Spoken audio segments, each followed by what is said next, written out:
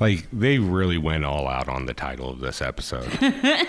Like, has really nothing to do except for like a 5-second conversation, or like probably a 5-minute conversation, but a 30-second clip and one sentence from it. And now we have a whole episode title from that. And, I thought I was being clever with, Infinity Precious Stones last week. And now all of a sudden I'm stuck here trying to make a joke about Mucus Plug. Like, I don't know. It just doesn't feel appropriate this week. So with that being said, hey guys, I'm Rick. This is Corrina. Welcome to Challenge Trash Talk Roundtable, where we're going to recap episode number 11. Dang, episode 11. And you know what the title of this one is? Mucus Plug. I'm joking. It's really not that gross. I really have no idea what it is. I probably just buried that somewhere deep in my subconscious. Don't hate me. Anyways, guys, great episode 11, Mucus Plug. I really enjoyed it this week. So before we even get started with anything, I want to point something out that I have not seen pointed out by anybody yet. And it was like one of the first things that I noticed when the episode started. But did anybody else peep the freaking custom shirt that Corey's wearing with pictures of his daughters on it? Like, it was like a little bit like odd at the time when I saw it, but like the more I think about it, I'm like, that's just adorable. Like, I don't know. It's just so cute. You know what? I didn't even notice that. I'm gonna have to go back. Yeah, guys, if you don't know what I'm telling you, literally, like, within the first like couple minutes of the episode, he's sitting in like the living room, sitting in a chair.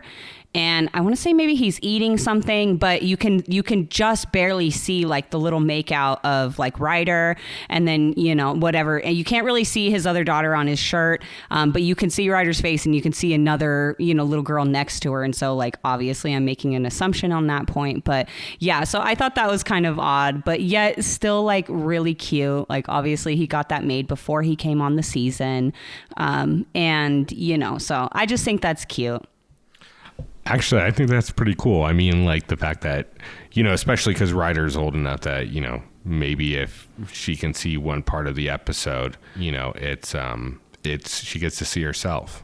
Okay, so, leading off of that, though, getting into what I have down right after that was actually with Corey, too, leading the Ruby team workout. And I was hyped. They were putting in some work, though. I do love big T's. I'd never work out in the middle of the day, the midday sun. I loved it. I just want to know if he stole this idea from Nelson from the first episode when Nelly ran his boot camp. And I'm like, and now all of a sudden, like, Corey has his little boot camp with his team. It's so cute. I love how he's trying to take on this leadership role. I think he really wants it.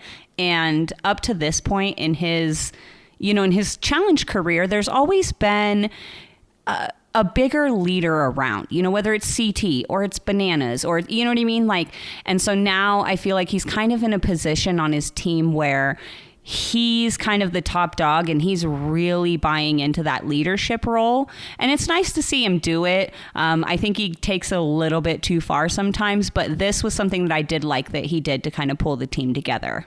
You know what? That's actually a really good point. I wasn't even thinking about that, was the fact of him taking that larger, leadership role. Because, I mean, let's be honest, a lot of our favorites are not necessarily aging out, but getting to the point where they're going to start being on All-Stars. We probably have a couple more years of CT guessing. Who really knows on that? Banana says he wants to come back, but who knows if he really does. So eventually these, some of the guys that, we hate to admit are vets, but are like Corey, Nelson, Hunter. Well, not necessarily Hunter, I guess, but it's hard to name Corey and Nelson without Hunter. Anyways, that's besides the point. What I was originally getting to is, these are going to be the guys that are going to step into that leadership role, probably here in the next few years. And it's nice to see, the evolution of that. Yeah, absolutely. I'm definitely loving seeing Corey step up to the plate, and I think that he kind of sees it too. You know, like I said, it's no secret that CT is getting older, even though he's still competing at a high level. You know, he's got a wife, he's got his son at home. You know, and CT's he's just one of those people. We know that he's not going to be around forever, obviously. You know, like you said, if we're lucky, we'll get a few more seasons out of him. I think maybe he might be trying to get close and or tie / surpass Banana's record for wins. I don't know if it's going to happen. Again, it just kind of depends on how many seasons we get CT for, you know, so we'll just have to see where that goes. But definitely loving Corey stepping up. And, you know, but it was kind of funny, though, that Corey was like leading this whole like workout thing, like I said, taking on that leadership role. And then it flashes to like CT standing up at the top. He was hanging out with Logan and Ed since Logan couldn't really do the workout, you know, and CT's just watching him and he's just shaking his head and he's like, dude, it's not going to happen. Like, you guys are not gonna win. Oh yeah, no, it's you know, it's a wolf staring down his prey is what it really is. Let's be honest here. And I'm going to get into kind of my idea on some stuff that's going to happen later in the season. But anyways, getting back to this workout, one of the things that I really, really enjoyed was the fact that even though Logan was injured, he went out there with his little sign cheering for him. And I know some people have probably already seen it, but that meme's going to start going around with a blank sign, and it is going to be glorious, and I cannot wait. Yeah, the sign, man. Logan out there with the sign. I can't remember what it said. I think it said Ruby till I die or something similar to that. I can't imagine all the crazy things that are going to come out with that sign now on those memes. You know, so that was really cool. And then we had Kyle out there with his little Ruby flag that, you know, in the beginning he was just standing around waving around. Obviously, he ended up joining the workout. You know, but then we get this nice, awesome little clip of like him and Tori wrestling around in the grass for the Ruby flag, like she had taken it from him, and then we see him chase her down trying to get it back, and they wrestle around a little bit. It was nice to see this, you know, different kind of side, because we don't see them having fun very often in these episodes lately. It's been a lot of, you know, showmance type stuff, a lot of competition, fights, you know, and workout stuff. You know, we haven't seen a whole lot of them just having fun and letting loose. And so that was really awesome, in my opinion, to see.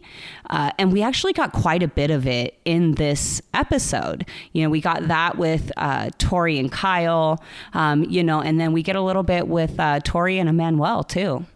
Yeah, no, it was really nice to kind of see the lighter side of them being into the challenge house, that there is friendships there and that they're actually having fun and it's not hyper competition and drama all the time. Right after that workout, though, it kind of went into a montage of people talking about, you know, their families. And it started off with Ed and his mom, who was with him on the circle. And I really enjoy them. They're very charismatic together and over the top. And if you haven't seen them on the circle, it's worth a watch. But I really enjoyed that part. Yeah, I liked it too. I mean, I thought it was a little weird when he brought his mom on the circle, but I do enjoy their relationship. I think it's really cute. And, you know, I mean, obviously, you know, we've got 3 little boys, you know, but for anybody else that didn't know, you know, we've got 3 little boys. So I really love seeing very strong mother-son relationships. It's just something that kind of sits close to my heart for obvious reasons. And so, yeah, that really touched my heart.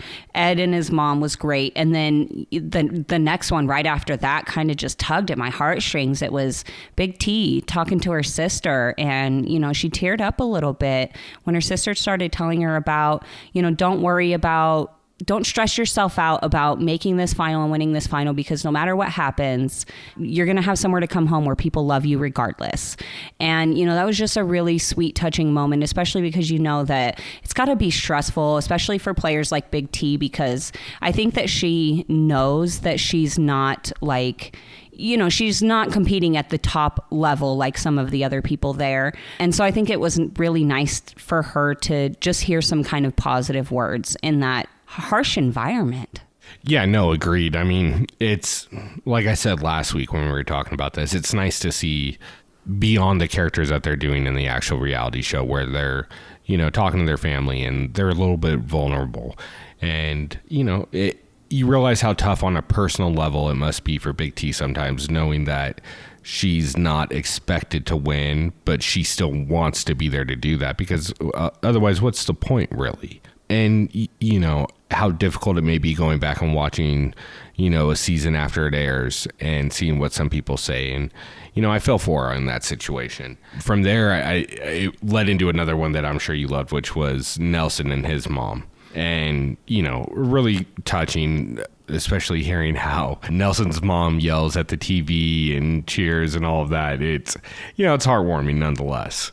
Oh, absolutely. You know, and especially hearing that little chat that Nelson was having in his confessional about how, you know, he was kind of a troubled kid coming up. And so you can tell that the fact that his mom still has that, you know, obviously she still loves him, but the fact that she still supports him after all of, you know, the crazy things that he put her through when he was younger, you know, you can tell that that really means a lot to him. And I'm sure her watching that clip, I am sure that that woman absolutely melted hearing him talk about how much he wants to win so that he can take care of her.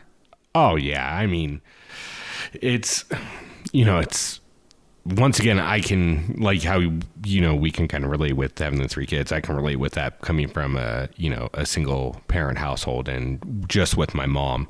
And it makes me want to root and pull for Nelson even more to, you know, not only make a final, but, you know, win one, even if it's not this year or in future years.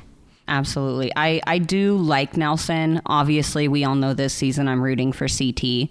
I'm always rooting for CT. So we'll wait for a season when CT's not on it, and then I can root for Nelson. I'm going to be honest, even season CT's not on, she's still rooting for him. He's not even there, and I'm like, yeah, CT's going to win this one. CT would have won Battle of the Bloodlines. She tells me that every time. He would have, though. I'm just saying. It was a weak ass season, but yeah, he would have, but nonetheless. Oh my God. Anyway, so right after that, we actually get believe it or not, my favorite phone call of the evening. And this one was Kyle with his girlfriend. And she showed him pictures of the ultrasound of his son. And this was the first time he had seen it. She was about 6 months pregnant. And yeah, we got to see his reaction to the ultrasound photos, which was absolutely heartwarming to see it. And I think it was just one of those situations, like, as I was watching it, it kind of like, I flashed back to, you know, when we went and I got to see my husband's reaction. And it's always one of those touching feelings where you can watch a dad finally recognize and realize that this is a real thing. This is a real tiny little human being, and that it's going to be yours. And, you know, so it was kind of cool to see that thought finally develop in his head right there on the call with his girlfriend. Oh yeah, most definitely. I mean, any parent can relate to that, and especially any dad. For the first time hearing the heartbeat or seeing your child, it's a different level of like, for a lack of better terms, oh shit, this is real. You know, but it was nice to see. Once again, and I think there's a lot of repeated themes that run through the fandom and also run through each character to a degree. And once again, I'm going to bring this up with Kyle, is his evolution of a character from who he was on Vendettas to who he's become now in Spies, Lies, and Allies is really an interesting turn that I wouldn't have predicted. And on top of that, now he's going to start pulling Corey's all the time. Be like, yo, I'm doing this for my kid. Yeah, I honestly, I'm waiting for next season when, I mean, we've actually already gotten a little bit of it this season. First episode, you know, when TJ was talking about the $1 million prize, Kyle in his confessional was like, I need that money, TJ. I got my girlfriend pregnant, you know? And so like, and then even in this episode, I think it was this episode, in one of his confessionals, he was like, you know, it was actually when he was talking to his girlfriend, he was like, you know, I have to win this money. I have to bring it home for my son, for my girlfriend, you know? And so we've already gotten a little bit of that from Kyle, but I'm waiting until, you know, I'm not sure how quickly he's going to come back. We know he just recently had his son, but I am excited for when he comes back to see just how often, and we can have a little competition and see which one of them says it more often in the season. It's going to be Kyle. After every lie, he's going to be like, no, I lied for my kid. How quick is he going to pull the fuck you button on Devin? Yeah, no shit, right? Yeah, so from there, speaking of Kyle, it kind of leads out from that into, how do I want to put this? It leads into a semi-graphic conversation with Amanda on exactly what Kyle can expect when his wife goes into labor. And as I am not qualified to discuss this any further, including, why this episode got the title Mucus Plug, I'm going to go ahead and turn it over to our resident expert, and that's Corrina. Why don't you go ahead and break that down for us, babe? Oh my God. This is quite possibly one of the greatest moments of this season so far. Like, not even just of this episode, but of this season, because Kyle's reaction when Amanda tells him that there's a mucus plug, and I'm assuming that MTV just didn't air it, but that she explained to Kyle exactly what a mucus plug is. And contrary to what Rick believes, I will spare you all the graphic details. If you want to know, Google is an amazing tool, guys. But I am sure that Amanda explained to him exactly what it was. And the reaction, he was, can you not just plug it back in? Like, I literally was crying on the freaking couch while I was watching this part. I have no idea how Amanda did not piss her pants sitting there talking to Kyle. I think she did. I think there was a little LBL. I'm going to be honest. Not a lot, just a little. Light. Oh my God. Anyways, I'm getting besides myself. So it really was a hilarious conversation. And watching the realization of Kyle seeing the baby for the first time and knowing he's going to be a dad to what I would assume would be within the next day or two, having the realization of what that really means when the baby's on the way was a fantastic evolution of Kyle's character once again. And you know what? Honestly, guys, can you really pay for better TV at this point? You know what? I don't care what anybody says. Like, I know that the beginning of the season was a little bit slow, but these last couple episodes have just been so great. And they've given us such different things in each of these last couple episodes. Like I said, this episode was really fun, really fun. I enjoyed it so much. And this moment with Kyle and Amanda definitely was like the cherry on top of everything. I loved it. I loved it so much. So, guys, just to give you a little bit of behind the scenes on what happens here on the podcast, to make sure that me and Corrina are kind of staying on subject and don't just wander off in a million different directions, talking about everything that's happened in the last 37 seasons of the challenge. We both sit here with our phones on our notepads and with notes, obviously, of last episode, so we can kind of scroll through. And I just happened to glance over at hers, and I glanced over at mine, and I see where we're both at, and we damn near have the same exact thing, just written slightly different. Corrina says Emmanuel and Tori emoji with the heart eye emoji. Mine is Tori and Emmanuel love ? So let's go into this. Yeah. Okay. But to be fair, I just want to point out that the only reason that you are questioning this Emmanuel and Tori love is because I think you're just trying to find a fault in it because you love Tori too. And I'm sorry, but they're fucking adorable. I'm going to be honest. I love Tori from afar. That's all it'll ever be, is from afar. With that being said, though, I, obviously know what's happened because I've followed them both on social media. So, but without giving anything else away, I just want to put a little mystery in it. Because, let's be honest, Manuel is kind of a mysterious guy. He's a vampire. Exactly. He just looks mysterious until he damn near gets booty hole naked and twerks around the house. I just want to know whose clothes those were. Like, were those Tori's heels that he was like strutting down the stairs in? Like, he killed that walk. I love it. He was flipping the hair around. He was twerking, like everything. It was fantastic. And this is what I'm talking about. Like, I love seeing them just have fun in that house. Yeah, absolutely. No, 100%. Like, honestly, that was one of the funniest moments other than the birthday party where Devin came out in his Speedo, right? Oh, my God, yeah. So right up there, and damn, he did kill that walk. Because all I kept thinking is, one, bro, you're going down those stairs, and I would be, I would have fell. First step, just eating shit. And then he went up and twerked in the hills, and you know what? I'm just going to give the man his respect. He did what he had to do, all right? And it was hilarious. I loved it. I am here. I'll be honest, guys. At the beginning, I wasn't too sure about Emmanuel. There's the whole discount Jordan joke that goes around, and he just seemed a little bit off-putting. I'm guilty of that. I'm sorry. Yeah. That was Rick that started that, by the way, guys. I didn't start it. You amplified it big time. I didn't amplify it. Yes, you did. Look, would you stop making me look bad in front of Corey, who may eventually listen to our show at some point? Oh. Jesus. Sorry. I didn't amplify. I said it like 3 times, once on the podcast. It just happened to catch on. That's all. It's okay. I'm not the only one who sees it. I know. Okay. I'm happy for him.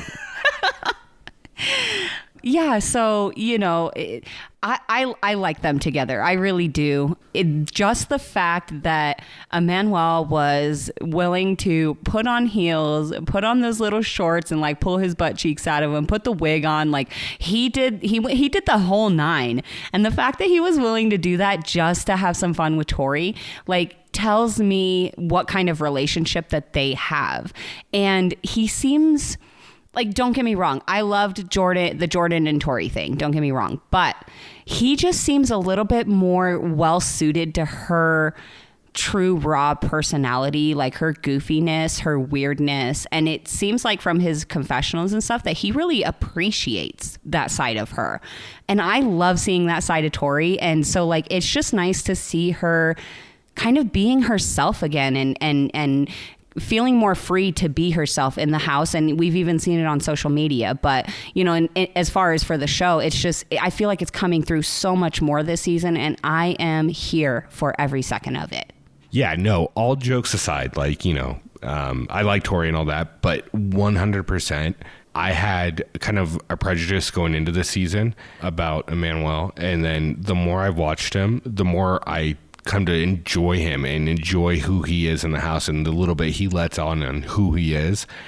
And to be 100 completely honest, I do think there is a certain level of similarity in their personalities and they fit each other very well. And I wouldn't really be surprised if it's a long-term couple thing that they have or not, or just a long-term friendship, because they do have those very playful sides of them and they do fit well together.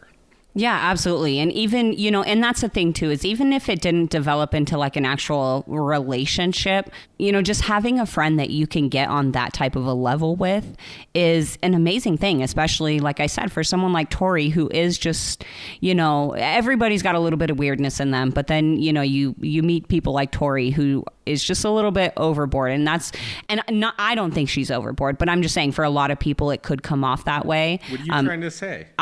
What? You think Tori's overboard? Hell no, I don't think Tori's overboard. I would literally give just about anything to just hang out with her for one day and just be weird together. I would love that. But I'm just saying that's a lot of the things that we see, in the groups and stuff when people are the Tori haters come out of the freaking woodworks and, it's her, she's too much. She's too over the top. She's, blah, blah, blah, whatever. And so it's, it's cool to see somebody else in the house who appreciates that side of her and encourages it and plays along with it as well. I love to see it. Yeah, no, I'm just joking, obviously, about that. I think that you don't think it's over the top. I don't really think it's over the top. I think there's just people that have ways of being who they are, and sometimes that's really quirky, or they're smart asses, or they're pricks to people, or they're just don't give a fuck about what people think, and if they think it's funny, they're going to do it. And you know what? Live your life to be who you are, and I'm all about that. Anyways, before we go super philosophical on life and all of that, let's go ahead and move in to the daily, which aptly was called Satellite Sabotage. Yeah, this one was actually kind of interesting. So we're up in the air, heights over water. So, automatically half the cast is scared shitless. It still shocks me how many people show up every season and are absolutely just terrified of heights over water. It's like, guys, they do this like multiple times every year. Like, okay, but whatever. Anyway. So the concept of this game is that you are up in the air on this like spinning device. It doesn't consistently spin, but it does seem to not necessarily be like locked in place. So it moves when you jump on it. Rotate. Yeah, yeah, exactly. It kind of rotates a little bit every time you jump. So the point is to jump from satellite arm to satellite arm. In between each arm as you go along, the distance increases, so it's a little bit further of a jump each time. And when you get to the final satellite arm, you're supposed to take a leap of faith, grab the plug, and, go into the water. And that will count. And whatever team has the most plugs pulled wins the daily challenge. Oh, my God. Sorry. See, they called it Mucus Plugs, and then they're pulling plugs, and there's a lot of plugs. This guy, he's a child. It clicked. I'm sorry, I couldn't stop laughing. It just clicked when you said he jumped and he pulled the plug. And I was like, oh, I get it. That's funny. Yeah, apparently he couldn't plug that plug back in. No, I'm just kidding, guys. And then the whole time that they're jumping, obviously you got the other two teams down sitting on the ground, just blasting their asses with fire hoses, like straight on in the dome. Like, oh my God, that shit was crazy. So it doesn't really tell us how the teams are chosen who goes first, but we end up getting Sapphire up first. I assume that Emerald got to choose what order the teams went in, and maybe they did show that in the show and I just missed it. So if that's true, I apologize, guys. But I just didn't catch that part. But I'm assuming that Emerald got to choose the order. Sapphire goes first, and of course, our boy CT, he takes the lead on the team, and he's like, look, I'm going to take the lead. I'm going to show these guys how it's done, kind of give them a little bit of confidence, show them that this is possible. And then this motherfucker just bunny hops from one satellite arm to the next satellite arm, almost all the way around this thing. I think he barely fell on the last one. And the whole time I'm watching this, all I could think about was that daily in The Duel when he was just bunny hopping back and forth across those two platforms up in the air. I don't know if any of you guys, I'm sure many of you remember it, but that was crazy. And it was insane to like see him do it now at like 41 years old. Yeah, I mean, I don't think I can really say much more about CT than has already been said. My note here is CT's a beast. So there's that. But on a side note, one thing I found hilarious was the way Nelson kept landing on those platforms. And I swear to God, every time he landed, my stomach hurt so bad because I know he hit his nuts on those scenes. And I was just cringed for him. Every time they did it, I was just like, oh. I just had to throw that out there. But so anyways, Nelson makes it all the way around? I believe he made it all the way around, but I don't think he got the plug because I think that Sapphire only had the one plug that CT got because Ashley dropped, Amanda dropped. Well, Ashley quit, which I'm a little bit disappointed in, Ashley. I'm a little bit disappointed in that, okay? She knew it wasn't a girl's limb. She didn't care. Yeah, she didn't give a fuck. She was like, I'm not doing this. Although there is a joke going around that she said something about she didn't want to pop her implant or whatever. And that was hilarious because it was kind of funny. We were actually talking about Siobhan in that moment earlier today. So it was just like ironic for me to read that. I don't know if it's true, but anyway, so Bettina jumps off, Ashley jumps off, Amanda starts going, and Tori just absolutely loses her mind. She's just like sitting there and she's just like screaming, just blasting Amanda with this fire hose, and Amanda goes down. She was all in on that. All in. Like, she would just scream the whole time. I was like, damn, Tori, get it. It reminded me of, what's that movie that, what's it called? Like Scarface or whatever, where he's standing there with that machine gun and he's just like, bah, bah, bah, bah, bah, bah. Like, that's what it reminded me of the whole time I was watching Tori do that. I was like, dude, she's having way too much fun just blasting Amanda right now. It was like a scene. It was like the scene from Predator where they're all standing, just 30 guys firing their weapons into the jungle, just all screaming, just bloodthirst in the air. That was Tori in that moment. She was out for blood. Yep. Yeah, absolutely. That was hilarious. I loved it. It was a great shot. Great shot. Shouts to the producers and stuff for that, because that was awesome. I loved it. Yeah, and just to kind of round out the Sapphire team, a little disappointed in Ed made it to the first beam and fell. Yeah. I mean, like, come on, man. I mean, shit, man. You could have done that. You give him 10 more tries, I bet he does it 9 times. But he just, first time, fucked it up. Feel bad for the guy, but it is what it is. So, yeah, you're right. Sapphire finishes with 1 plug pulled, a la CT, who has a child. I don't believe that's a coincidence there that he helped pull the only plug on that team. I'm surprised Amanda didn't get to it, but that's neither here nor there.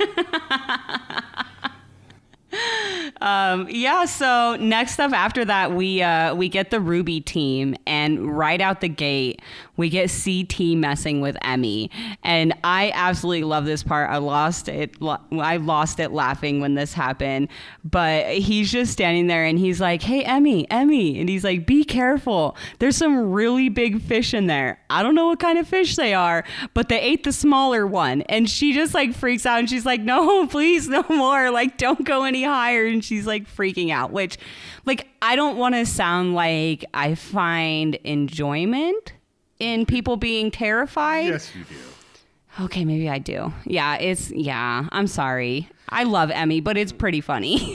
Yeah, I mean, come on. Nonetheless, CT's doing it because it's a game. He's trying to win. There's money on the line. He's trying to freak people out. He knows he can get to Emmy.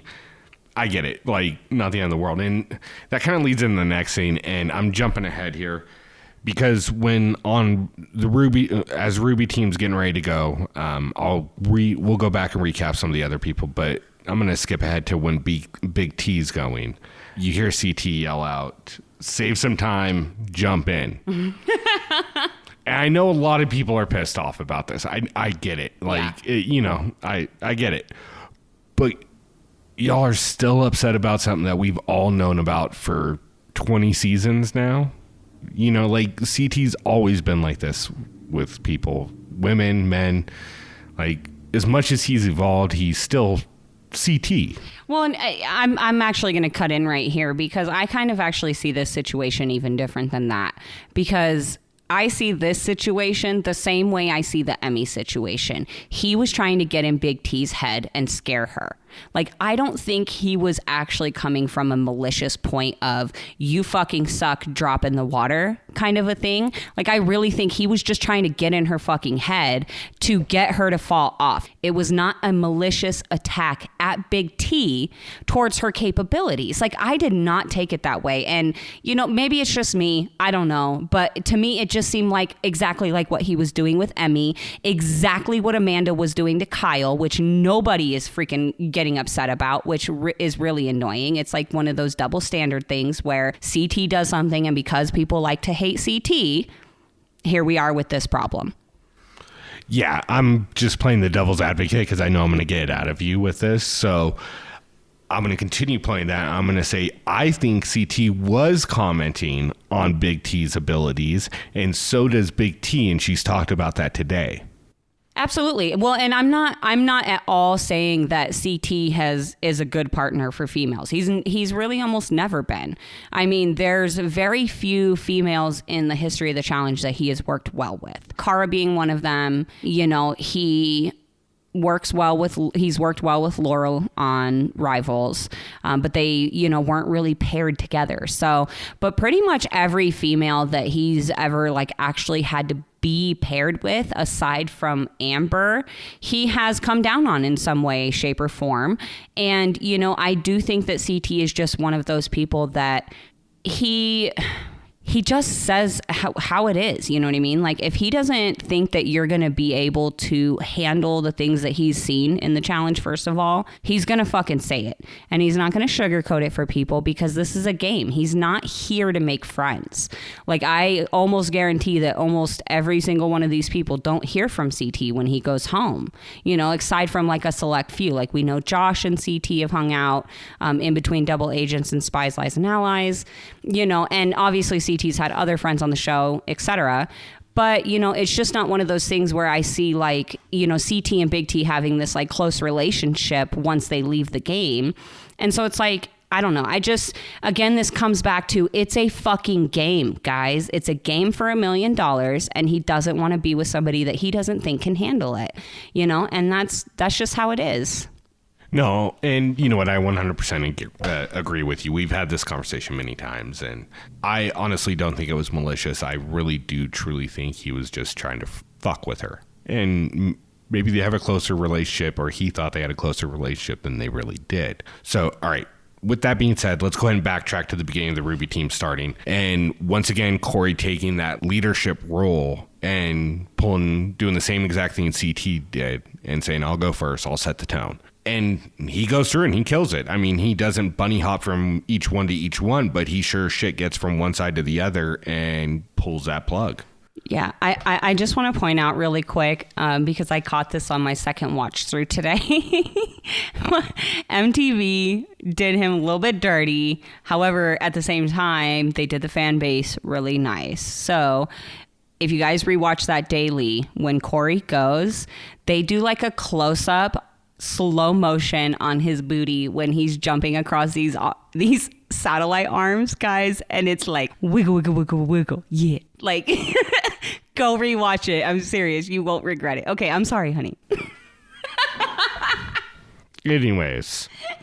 Oh, also, when he's standing on that last arm and they're just blasting him with the fire hoses and he just turns and like flips them all off and he's like, fuck you guys. And then he jumps and grabs the plug. Like that was boss as fuck.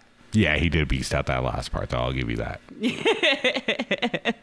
So, yeah, after we get that, we get Kyle.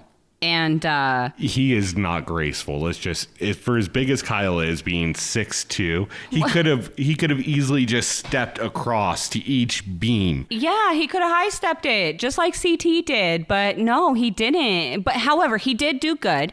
He made it all the way around. And in fact, he made it even further around than he was supposed to, because apparently he was not paying attention when TJ said, you must take a leap of faith and not jump back onto that final arm. You have to jump and pull the plug from underneath it. Of course, Kyle doesn't freaking listen. I don't know if this was on purpose or on accident. I have a little theory that Kyle was like kind of hoping that Ruby would lose so that he may possibly get sent in so that he could switch teams. But that's just my like little like conspiracy theory. Anyway, so he goes and he jumps on top of the arm, pulls the plug, and then drops himself into the water, like completely breaking the rules of the game. Yeah, and so it's kind of one of those scenes where like, okay, they got a plug, but is this one really going to count? So, and then we basically proceed into, for the next couple contestants, which is Emmy and Big T, a series of highlights of TJ laughing every time they hit the water. Because I'm not going to lie, damn, Emmy and Big T hit the water so damn hard. Like, Big T looked like one of those video games that when someone falls off a cliff and they just do cartwheels all the way down. Yeah, that Big T fall was crazy because not only did she fall, but she like hit her stomach like dead on, and like her chest area too. She probably freaking got the wind knocked out of her, hitting on that satellite arm, and then just like fell backwards and just kind of like Tori said, was just like a rag doll flying through the air and just like plummets into the water. That was insane. But TJ, of course, is standing over here like crying from laughing. And I'm like watching the screen like, holy cow, I hope she's okay. And TJ's dying laughing at this. Like, I love it. I love it so much. TJ is taking a lot harder falls. So I think he looks at this, he's like, walk it off, champ. You'll be all right. Rub some dirt on it. It's going to be fine. So after those two fall, it's really down to Logan at that point. And Logan's been complaining about an injury, something about with like, you know, his hamstring or something to that effect. But he decides he's going to have to push past that and try to, you know, get across the platform to pull that final plug to take the lead, because he kind of knows something's going to happen with Kyle not following the rules. And he struggles, but he makes it all the way across and pulls that plug. And so the Ruby team ends up with 3 plugs total pulled, maybe -1 depending on what happens with Kyle. Yeah, so then after that, we get Emerald Team coming up, and first off the bat, Nani tries to set the tone, and she does really good for about 24 inches and then eats shit. That was crazy because she literally jumped to like the smallest like little area of the bar that was like closest to where she was. So it was like the shortest distance between the bars because you know how they're like crossed. So the distance gets wider how far up and down the bar you go. And she jumped to the shortest part of the bar, like for the distance, and still freaking fell off the other side. I'm like, what are you doing? How does this even happen? Like, how did you even fall through that itty bitty little crack right there? I don't understand how this even physically happened. Really, if she just planked, she could have had like her chest and her feet on both boards. But nonetheless, thank you, Nani. It was hilarious. Then we get Tori leading in and gives a great explanation on what she's good at and what she's not. And we learn quickly that Tori is a land animal. Yeah, she's like, your girl is not made for the air. And, well, I mean, I think Tori had a little bit of a bad approach to this because if you notice, she tries to pull a CT. She tries to like bunny hop across like from her feet instead of like landing on her body and using her arms and her legs to, you know, catch herself. No, she tries to bunny hop across like CT, and I'm watching her and I'm like, Tori, baby, I love you, but like what he did is that's not like the norm to be able to do that. He's just Superman. Okay, like we can't be, that's too much. No. No. So yeah, Tori absolutely eats shit. And then right after that, we get Casey up, and dude, she just beasts it out. And like the whole time, it was so funny because Nani's just like standing on the side and she's just like staring at her like this proud parent. And she's like so proud of her. And it was really cute to see. Proud parent, huh? Yeah, don't make it weird. Why you gotta make it weird? I'm just saying, like, she was like super, like she was saying, like cheered for her, like freaking mom does at a soccer game. Like she was all about it. Like it was really cute to see that side of them because like, I don't know, in a lot of the scenes that they show of Nani and Casey, like in the house and stuff, like to me, it kind of comes off, like Nani comes off a little bit awkward. And at first I was like, okay, she's not really into this relationship is what it felt like to me. And now I'm just kind of feeling like maybe she's just not into the relationship in front of the camera. And so, cause I feel like we get a little bit more authentic Nani Casey interactions when maybe Nani's not conscious of the fact that the camera is on her. Like that date that they had was so awkward and weird, and Nani she seemed really tense and awkward during it. And so I don't know, whatever. If you want to try to make my wording all weird and whatever, then that's your problem. But I'm just saying, like, it was just really cute to watch Nani, like, looking on, like, cheering for her, and, like, that smile that she had on her face. Like, you could tell she was so damn proud of her girl. And it was really cool to see that side. Just giving you a hard time, but no, it was really sweet to watch Nani cheer on Casey. And let's be honest, Casey has kind of proven over the last 2 seasons that she's a beast. And now she might be the Zen beast after that performance because she just took a deep breath and handled it. And then we get, you know, my personal favorite this season, Devin. And, you know, Devin puts out a really good question. He's, you know, or not really a question, but, you know, kind of makes you think. He goes, I'm not all brains. I'm more than just that. Got a little bit of brawn too. And he fucking proves it and does the whole fucking thing and pulls the plug. Yeah. So that was one of my favorite parts. And just to correctly quote this. Oh, Jesus. Excuse me. I'm sorry. I didn't mean to take the Lord's name in vain. You misquote Devin. We got problems. Crikey. So he says, I've got a little bit of brawn in me tucked in here somewhere underneath all of this. Let's go. And I loved that part. Like, it got me fired up. He didn't even have to do his big let's go like thing. Like, it was just so simple, so easy. Just watch this, motherfuckers. I'm going to show you exactly that you guys are all wrong about this. I can compete at a physical level. I am more than just brain, and I'm going to fucking show it to you right now. And like Rick said, he did. And he made it all the way through that, smashed through it, pulled that plug, penciled into the water, just total badass. Okay, so here's my thing why I really am starting to like Devin more and more is because he tells you his whole gameplay through the whole thing. He knows he's not going to be the fastest guy across that. And he's smart enough to have self-realization of what his strengths are and what his weaknesses are. And he knows, like I just said, he's not going to be the fastest one across it. So he purposely goes hard with the water cannon the whole time and not messing around, but actually trying to use it to his advantage as much as he physically can to slow these other people down. And in turn, try to increase his chance of having a quality time against him. And it's the overall brain to think about how the game works, picture yourself in it, how you're going to do. It's just, how can you not root for that is kind of my thing. And so, yeah, I'm here for Devin. I'm for that whole scene. I'm sorry I misquoted it. But shit happens.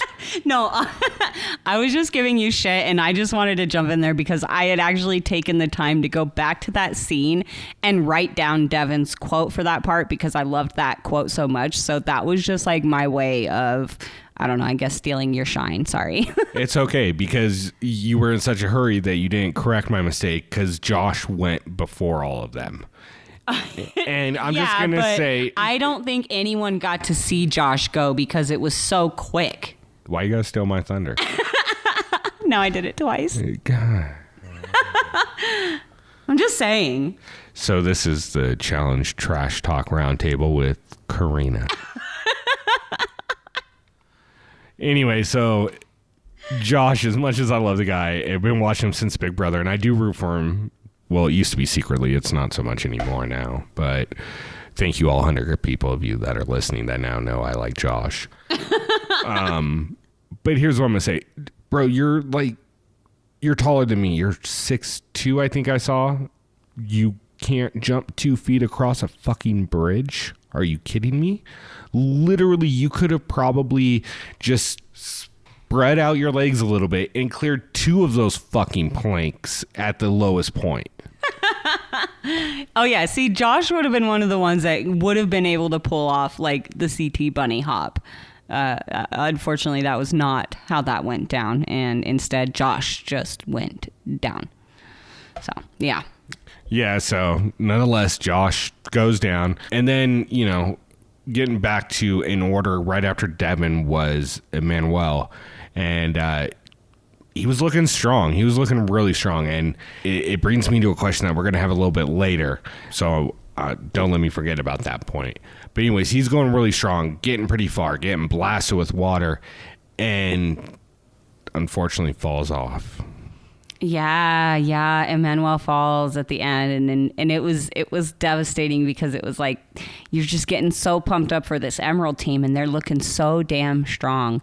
And you know, Ruby got 3. We have no idea what's going to happen with Kyle's plug because TJ said you had to take a leap of faith, but it wasn't really made clear to the audience whether that would DQ you or whether that was just TJ talking.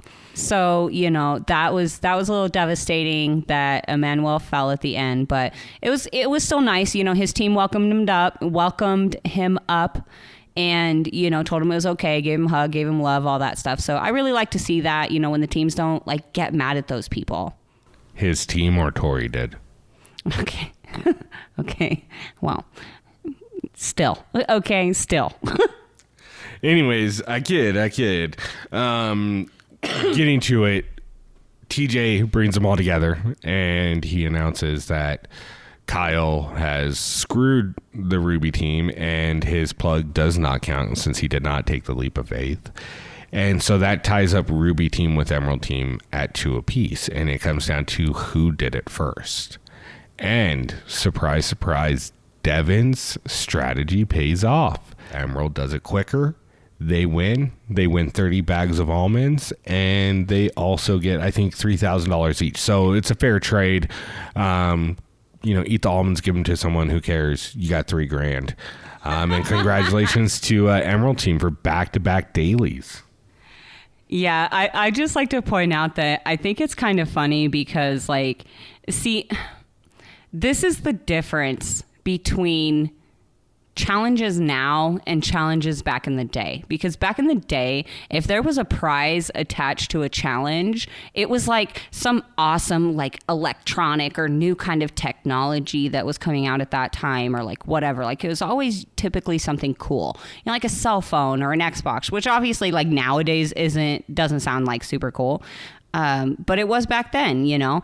And then now it's like you get like protein packs and almond packs and shit like that. Like, you know, it's just so weird to just be like, here's a safe of almonds, like, thank you for doing a great job today, congratulations. Like, what? That's so weird. The part that killed me wasn't like, hey, you've won a lifetime supply or a 5-year or a 1 year or a 1 month. You've won as many packages as we can fit in this safe. And we have not packed it efficiently, so that works out to 4 of these each for you. Congratulations. Well, and I just want to know, like, how the hell do we go from one season double agents, we're like giving out like lifetime supplies of Whoppers, to the next season we're like, here's some protein and almond packs, like, have a good day. Like that, what is that? Like, that's such a weird flex. Like, what is going on here? Those packs were gone before they did the next daily challenge on bed. Dude, those boxes were probably empty in the safe. Like, they probably don't even get that shit till they get back to the States. Like, I'm sure that safe was empty. I'd be so pissed. I'd be like, motherfucker, I want some almonds now, goddammit. I want some almonds and some cheddar. I want it. It's mine. Give it to me. Right meow. Same with the Whopper. Like, fuck that. I want my Whopper right now. I got a lifetime supply. Cool. Give me one. I really, really, really want to know, 1, how many times Darrell has taken his kids for Whoppers, and 2, how many times Amber, because she's on a cross-country road trip right now, I want to know how many times she stopped at Burger King to get a Whopper on her journey. I'm going to be honest. Burger King and cross-country journeys don't mix. Oh, no. They definitely don't. But I'm just saying, like, you know, you're tired, you're driving, it's late at night, like, nowhere's really open except Burger King. Oh, let's get a Whopper. Nah. Okay. Still no? Nah. Go hungry? I'll get some McDonald's breakfast in the morning. Oh my gosh. Yeah, so like you said, Emerald Team takes the win on this one, which honestly I'm not surprised about. Like, I know everyone's dream partner, dream teammate is CT, but when you really break down the teams, like, Emerald Team is the team to beat right now. Like, they have such a great chemistry, and I think that that's really what sets them apart from, you know, even Sapphire, who, granted, yeah, they have the most championships. I don't think Emerald has any championships on their team. But anyway, you know, Sapphire has, you know, CT's got 4 and Ashley's got 2. That's 6 championships just right there between those two, you know, which, so you would think that that would be the team, but man, Emerald is just killing it. Yeah, I mean, I think they're just really well-rounded team. I think the dynamic on Sapphire hasn't found their groove yet, but with that being said, I don't think that they're not going to find their groove either. You know, I'm sure they're going to win a couple dailies coming up. They have to hit their stride, in my opinion. Yeah, I agree. So, you know, so we head back to the house. We get a couple little clips of, you know, CT putting on his politician hat. He's going around talking to everybody, kind of seeing where they stand. You know, you see him kind of talking to Logan, seeing what Logan thinks, and talks to Ed, and sees, you know, where they think they're standing in the game. And he even talks with Kyle and, you know, brings up the idea of, you know, would you switch? And, you know, so he's just kind of filling out information. Like I said, filling that politician role that, you know, we see him play so often in these seasons. But they don't really give us much between the daily and the nominations. And even the nominations are, you know, a little bit dull this episode. Yeah, I mean, I think it was one of those situations where it was already a foregone conclusion who was going in, and it was going to be Kyle because of what he did. Or at least it was going to lean that way, kind of depending on how Emerald wanted to play it. And the little bit that we did see was the Emerald team meeting, I guess you can call it, the huddle where they were talking back and forth. And they were going back on, are they going to nominate Kyle? Are they going to nominate Ed? Who are they going to nominate as the, agency vote? And the question's brought up by Casey and Devin together, which is, which one do you think is going to infiltrate Emerald if they win? Yeah, exactly. Yeah, we actually hear Tori bring that up right at the beginning of the meeting, and she's like, you guys have to realize that whoever we throw down there's a good chance they're going to infiltrate Emerald. And then we see Devin just kind of break down each option. Like, it becomes extremely clear in this scene that Devin is running the show on that team. Like, we knew it, but it laid it out plain for everybody to see that he is the brains on that team, and he's the leader. He's the Corey of the Emerald team at this point. So this kind of came clear to me in this episode that there is a certain level of vets, or certain levels in between vets. And what I mean by that is, if you watch the confessionals that Ashley or CT do, they're spitting facts about the game. They're doing this, blah, blah, blah. And I'll get into that here in a minute. And then there's vets on Casey and Devin's level, because I think they're really on a level above everybody else on Emerald, where they understand the game, even maybe more so than Nani necessarily does, as far as looking outside the box on how other people are going to react to what you decide to do.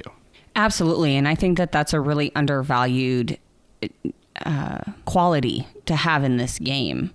And a lot of the people don't possess it. We talk about this all the time, that I think that these people forget it's a game, and they don't play with strategy. And it's nice to see, people who do play with strategy. And, like I said, we've known pretty much majority of the season that Devin's been working in the backgrounds, has been pulling some strings and stuff, but it was really nice to, like I said, see them lay it out flat like that, these are kind of everybody's roles on that team. And again, that kind of plays back into their chemistry and why I think that they work so well, because you didn't see them kind of fighting and bickering against Devin as he was leading that conversation.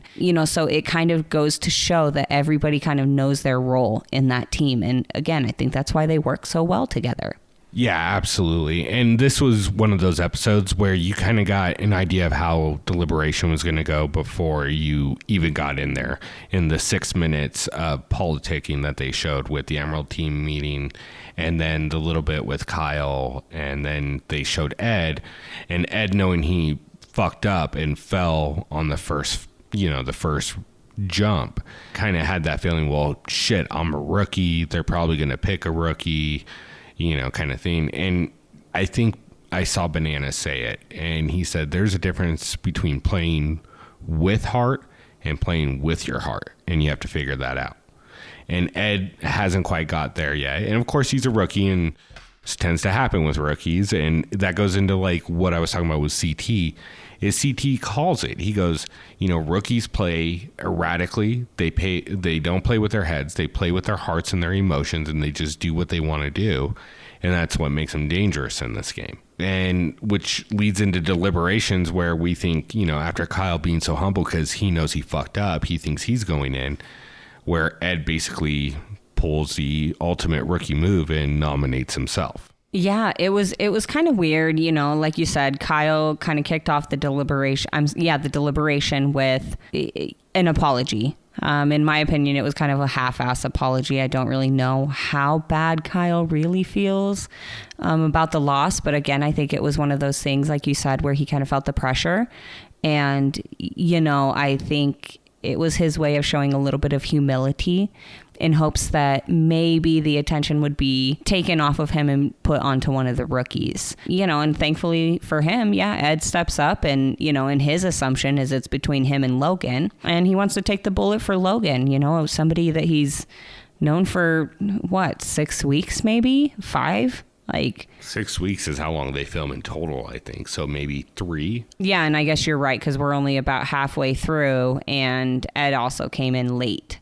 So it's like, you've barely known this guy. And it was kind of like Ashley said. She was like, call me in 3 months and tell me if you guys still talk, because I guarantee you don't. And it makes me wonder if Logan and Ed are talking today as this episode airs, like, are they still friends? Do they talk?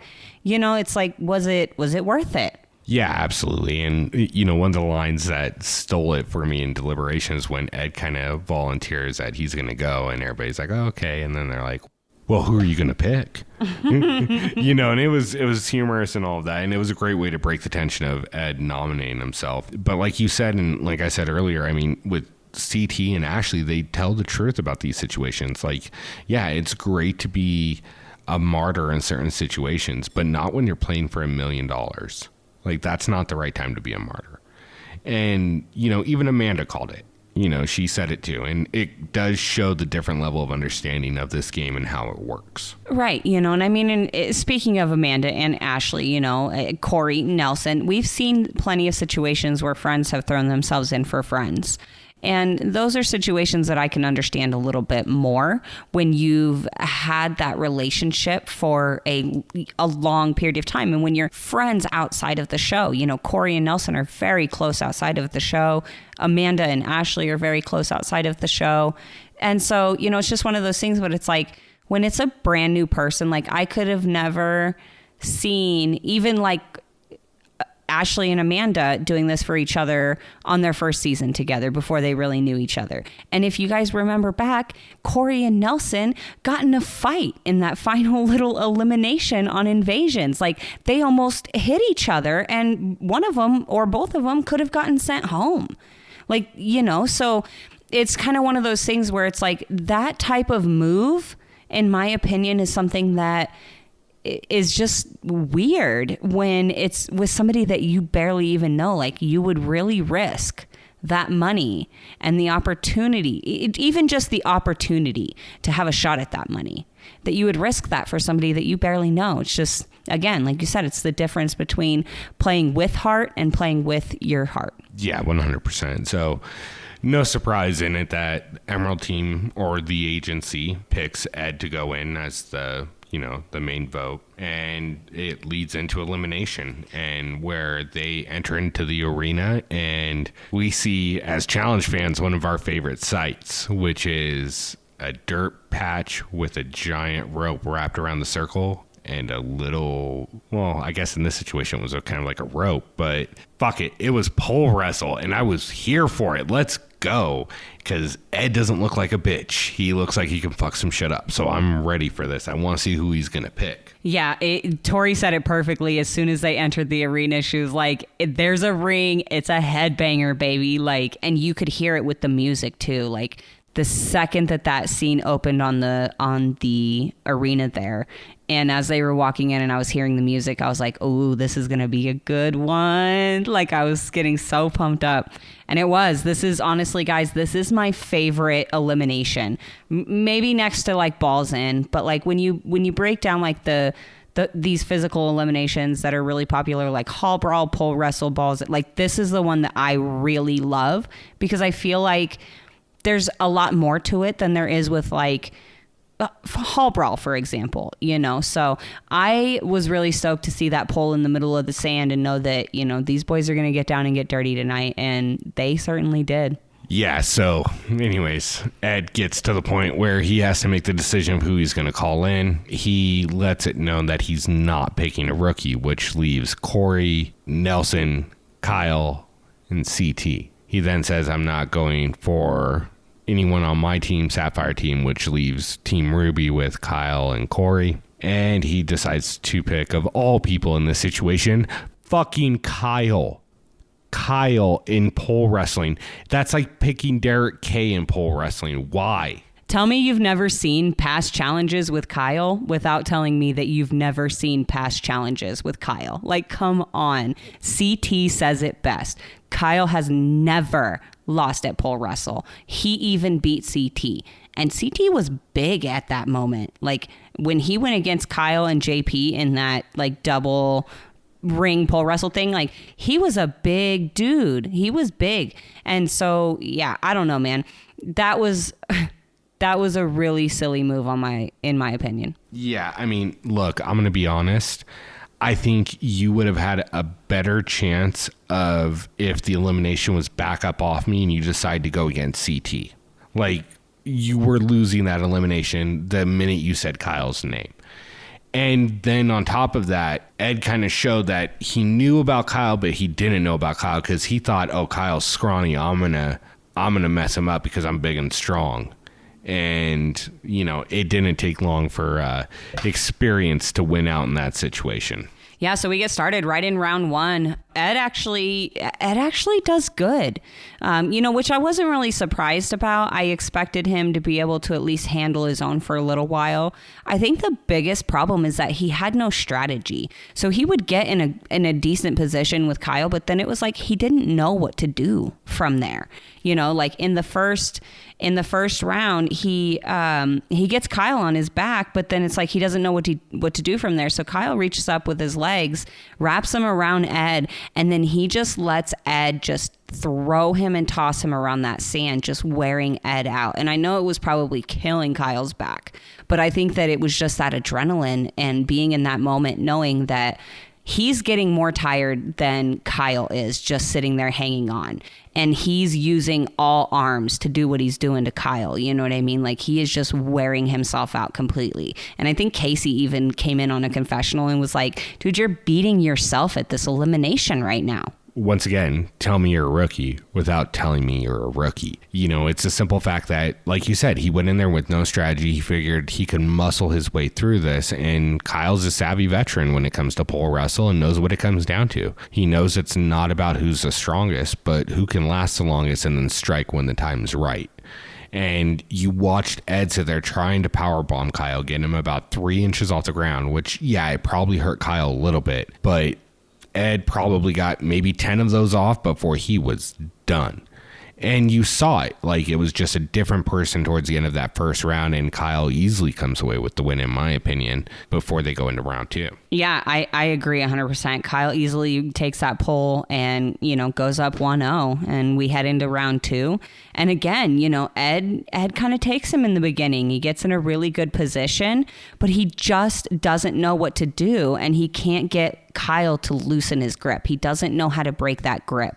And so again, Kyle comes in with his length and he uses his leg to flip Ed, literally flips Ed over with his legs. Like, that was so impressive. And then he just rips the pole right out of him, right from behind him, and just pulls it right out from underneath his arm. And there we go. Kyle wins.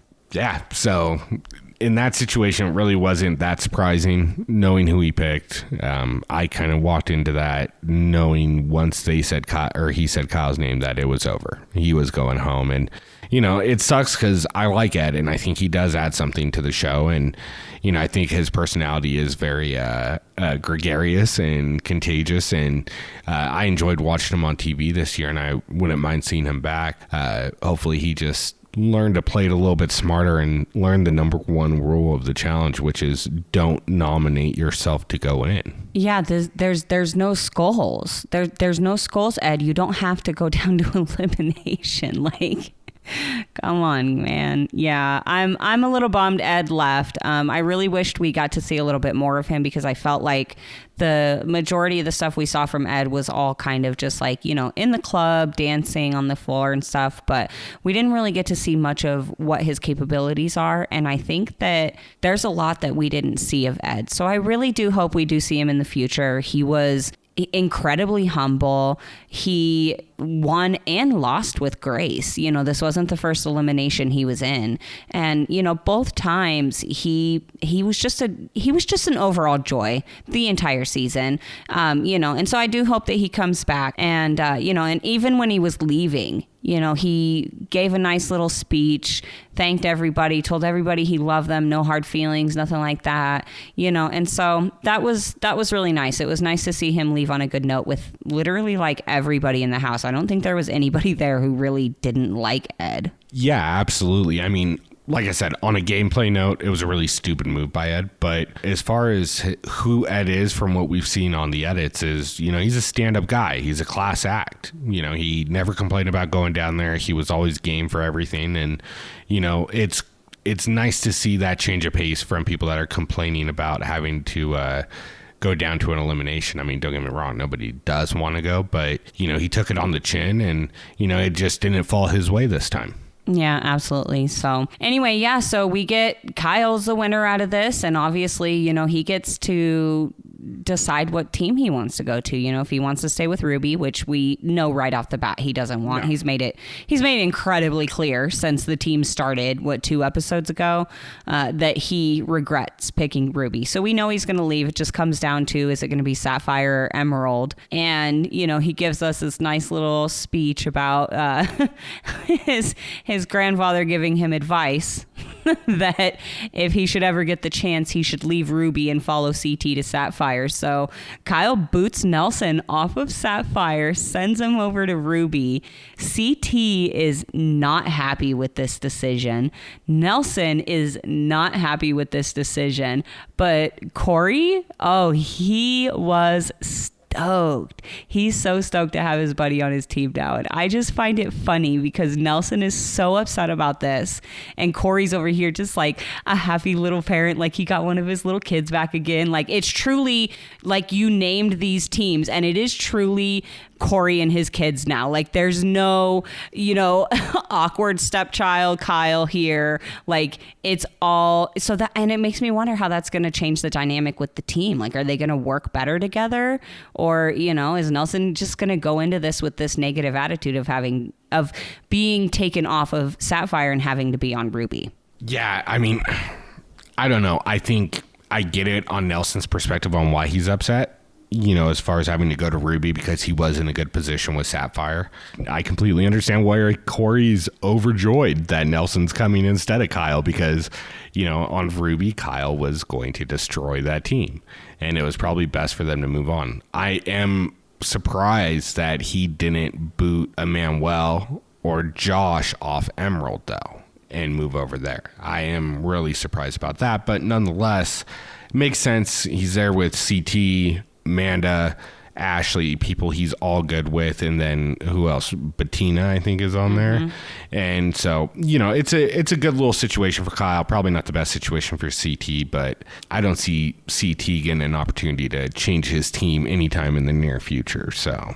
No, like I think we talked about this a couple of recaps ago, but like who the hell is gonna which agency is going to send CT down to the freaking arena? None of them. They're not going to do that. And who's going to call CT down? Nobody. Nobody's going to call CT down. Like, it's I don't know. CT's, in my opinion, he's going to skate right onto the final again. These idiots are going to let CT go to a final again. My thing is even if you want to get CT in an elimination, who are you throwing down there against him that's going to beat him? Yeah, and that's the thing is who's left that could actually beat CT and take CT out? Like, who really could be capable of that? You know, I mean, I guess it would depend on what kind of elimination. You know, if it's a puzzle or something like that, then, you know, you've got Devin and, you know, that's a possibility. Although Devin himself has already said that CT is unbeatable in puzzles. Devin's already lost twice to CT in puzzles. Right. But I'm just saying, like, that would be, in my opinion, that would be the closest possibility to in the house for somebody to beat CT. Corey's not doing it. Nelson's not doing it. Emmanuel's not doing it. Logan's not doing it. Josh isn't doing it. You know what I mean? Like, Devin is the only viable option in the house that could beat CT and take him out in a puzzle elimination. Now, you put him down there in something physical, I don't know if anybody could take CT out in a physical elimination right now. I mean, he's got this whole new body. Somehow he's aging backwards. I have no idea what's going on, but somehow I feel like we've been transported back to Rivals 2. And, you know, we haven't really seen him have to physically perform with this new body he has. So it's kind of hard to say how he really would do. But, I mean, just looking at him, I would assume that... Like I said, there's just not really anybody around that would be like a guarantee that CT would be taken out. Yeah, I mean, there's always what ifs and it could happen. But the way it's laid out right now, it doesn't look like it's a tough road for CT. So with these kind of hypotheticals that we're already diving into with CT, I wanted to point out a few things that I've kind of noticed so far. Is there no trivia this year? Yeah, what the heck is going on? Ironically, I wrote that down too. I'm I'm just like, I'm waiting and I'm waiting and I'm waiting and I'm hoping and I'm praying to the challenge gods that this isn't going to be a repeat of War of the Worlds 1 where we didn't get any trivia. There was a couple other seasons, I want to say possibly Invasions, that we didn't get any trivia. It's only been a couple of seasons since they started doing it on Duel 2, which, if anybody didn't know, that was the first season that they started consistently doing trivia every season. Anyway, but it makes me wonder if, because this was like an international season where they brought in a lot of international players, that maybe they didn't plan trivia because obviously they don't know ahead of time, you know, who's going to make it to the end. And it would be kind of hard to like do trivia with people from like all these different countries and cultures, and you don't know what they've been taught or learned as they've grown up. So I don't know. Yeah, no, that actually makes a lot of sense in why they wouldn't do trivia, because they couldn't even do it on pop culture because it varies so much from country to country. History, social. Yeah, so everything. That's a really good point. Government, you know, like it just all of it. It pretty much any topic in trivia has so many variables, from, you know, just depending on where you live and what your culture is. And so, you know, it's possible we may not see trivia this year.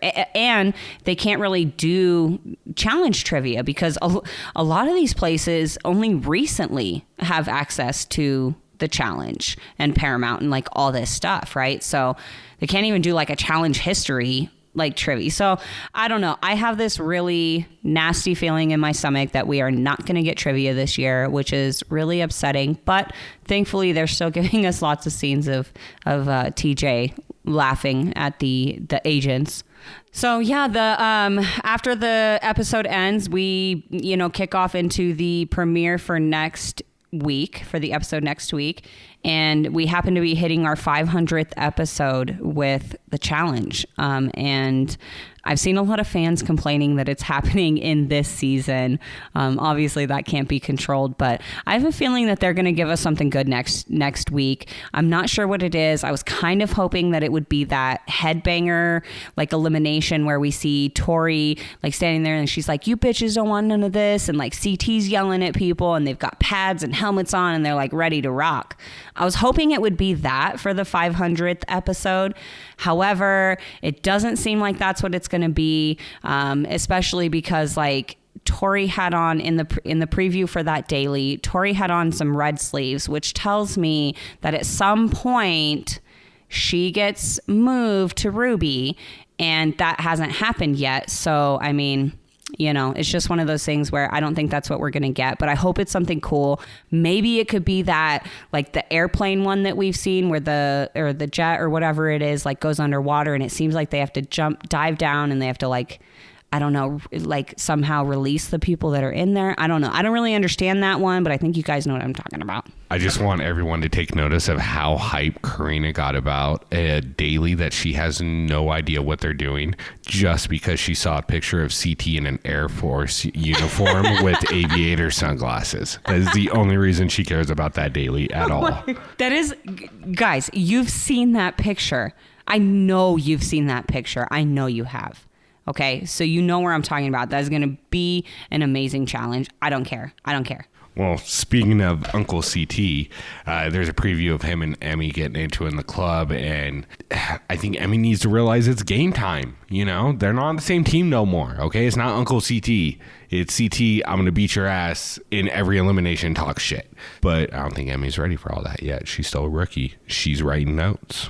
Yeah, I mean, and that's the thing, you know, like she approaches him in the club and it seems like she's talking to him about treating her differently lately. And, you know, it kind of makes me think maybe obviously we don't know exactly what she's talking about in the moment, but if we're just playing off of what we've seen, it makes me think maybe she might have gotten her feelings hurt that he was trying to mess with her while she was up on the little spinning contraption on this episode for the satellite challenge. And, you know, if that's the case, then it's just kind of like, that's just rookie behavior, in my opinion. You know what I mean? Because, like, obviously, again, I don't think that CT was trying to be malicious with those comments that he was making to her or Big T. And, you know, was just trying to, like, throw them off their game. Again, nothing different than, like, what Amanda did with Kyle and all that kind of stuff. So, you know, I think that maybe Emmy is just one of those people that plays with her emotions, very similar to Josh. And I think that it's hard for her to separate game from, real life stuff. And I think that's a big thing that we see in rookies. And possibly if she continues to come back, we may see that, tendency kind of fall away from her, which I'm hoping for. But, at this point in time, it's just one of those things that we've seen all season. She's just not able to separate, the game from what's going on, what the interactions that she has on a real life basis. Yeah, I agree. The only thing I don't agree with you is on your timeline, because they were in the club, so that means they had done the daily previous to that. So my assumption is it's going to be on this next daily that CT does something or says something that affects her. But otherwise, I don't disagree with anything else you said. Speaking out about mid-season and where we're at, and we keep talking about a couple different things, and I pretty much know the answer to this. I want to go through and get your opinion on a couple different things. First one being, who's your mid-season pick to win, male and woman? Mid-season female. I mean, this one's hard because I'm inclined to just stick with Tori because she's my favorite. I'm always rooting for her. I really want to see her get her win and prove all these damn haters wrong. But I don't necessarily know that, that she's a sleeper or anything. I think that she's actually looking pretty tough compared to the women that are left on the show at this point. Aside from like Ashley, I don't really see much of a competition between Tori and Amanda or Tori and Bettina. Even Tori and Nani, I think Tori takes it. I think Casey might give her a run for her money. So, I don't know. I'm definitely on with Tori. I'm always in the back of my mind rooting for Nani just because I would love to see her finally get a win. But so maybe she falls in that sleeper category. As for the guys, CT is my number one always. If CT doesn't win, I would love to see Devin win. I would love to see him get a win. And again, just prove these damn haters wrong. I'm not mad about that at all. All right, so I've been putting some thought into this based on everything we've been talking about in the conversations we've had. My mid-season pick for winners would be CT and probably Ashley. I mean, they're just playing a really strong game. Ashley's had her moments, but nonetheless is playing a strong political game and put on one hell of a show on that challenge against Priscilla last week. Sleeper-wise, that's tough. I'm going to go with guys. I'm going to go Kyle. And then sleeper on the women, she's not even a sleeper. I want to say Casey, but she's not a sleeper. She's a really strong competitor. Fuck it. I'm going to say Amanda. Sleeper pick. Lock it in. Matchup of the century. Amanda, champion. It's probably not going to happen, but whatever. Yeah, about that. No, I'm just kidding. I mean, it's always possible. The thing is that we've seen some really shocking wins on this season, on this show before. So, I mean, anything is possible. I wouldn't necessarily count Amanda out 100%, but I mean, when you break down the girls that are still there, you've got Casey there, you've got Tori there, you've got Bettina there who, she's not the strongest there, but she's also proved that she's not some weak little girl either. She can handle herself in some stuff. So, and I'm not even saying that she would beat Amanda. I think Amanda could probably take Bettina in just about anything. But, there's still those other two girls that I think are at least level with, if not above, Amanda's capabilities. And I think that that's what's going to end up standing in her way from, making it to and or winning this final. But yeah, I like your picks too. I think that, it's going to be an interesting end to the season to see how this all plays out. Agreed. Okay, here's the next one for you. Who's your male rookie of the year? Emmanuel or Logan? Ooh, dang. That one's really hard. Man, you know what? I'm going to go against the grain here, and I'm going to go with Logan because, I know Emmanuel's been a favorite this year. I know he's shown quite a bit, but I am just really impressed with Logan's performance, especially in this most recent episode. He had that hamstring pull, and he made it clear that he wasn't 100% recovered from that. But, he took the hit for his team. He even explained in his confessional that, he intended on going last just so that if it was one of those situations where we have to get a plug, he promised his team, I will make it happen. But if we are ahead and we're fine, then, I'm going to just let myself drop, pretty much is kind of the feel that I got from that confessional. And, and they needed that plug and he fucking made it happen. So yeah, I'm going to take Logan. Yeah, honestly, I'm going to agree too, because they both have 2 daily wins, I believe. With that being said, Manuel's 2 daily wins come with Casey, and Casey's proven to be a strong competitor. We saw it all last season with Leroy too. On the other hand, both of Logan's wins came with one with Anissa and one with Nani. And not to say that they're not good competitors, because they absolutely are. But for a rookie to come in and have 2 separate partners and win with both of them says a lot to me. So he's my rookie of the year. Oh, absolutely. Well, and just the simple fact of like the challenges that they won, the one that he won with Anissa, there was a bunch of running there. It was an endurance kind of daily, and that's Anissa's weak point. And I really feel like he contributed by keeping her motivated in a positive way. And even she said that, on that first episode. And then when he won with Nani, it was a physical thing, and she's this little tiny girl, you know what I mean? And so it's not even like the challenges that he won with Anissa or with Nani were challenges that were within their strong, capabilities, their strong points. It was things that they're actually weak at. Sorry, wheelhouse. Yeah, it wasn't within their strong wheelhouse. It was actually things that, were weaknesses for these girls.